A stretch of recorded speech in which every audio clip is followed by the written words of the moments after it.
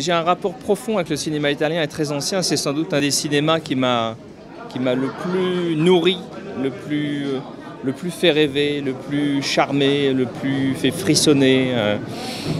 L'imaginaire du cinéma italien, notamment celui des années de la grande comédie italienne, a toujours séduit l'adolescent que j'ai été et l'adulte que je suis.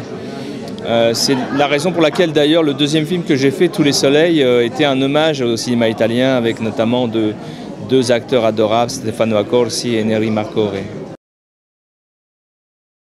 Non, ce serait malhonnête d'avoir cette réponse unique. On est le résultat de tout ce qu'on a vu, de tout ce qu'on a lu, de tout ce qu'on a écouté. Et le cinéma italien était important, mais ce n'est pas le seul cinéma qui m'est inspiré ou qui m'ait donné envie d'en faire.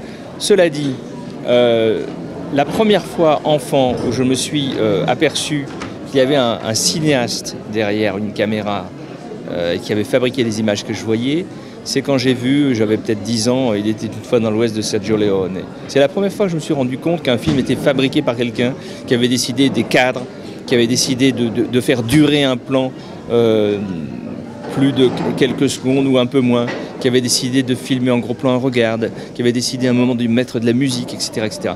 Là, je me suis dit, mais oui, c'est des objets fabriqués.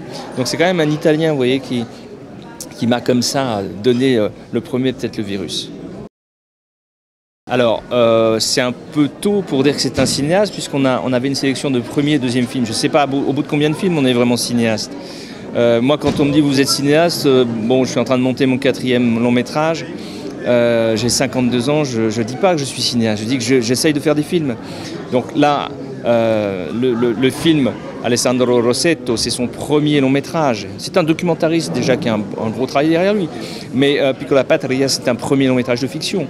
Donc c'est en tout cas, je pense, potentiellement le début d'une œuvre. Parce que c'est un premier film d'une telle richesse et d'une telle maîtrise qu'on se dit forcément que ce metteur en scène va en faire d'autres, je le lui souhaite de tout cœur, et surtout va en faire d'autres éminemment intéressants comme ce premier.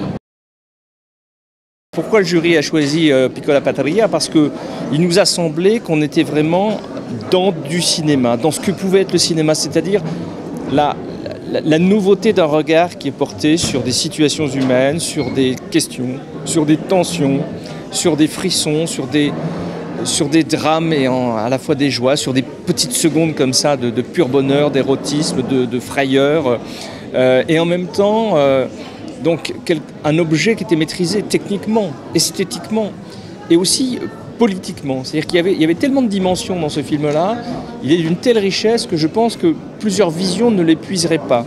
Alors qu'il y avait d'autres films qui étaient extrêmement plaisants, mais qui finalement ne disaient que ce qu'ils nous montraient, vous voyez, et qui étaient des purs moments pour utiliser un mot extrêmement italien, d'entertainment, des purs moments de divertissement. Alors que lui allait au-delà.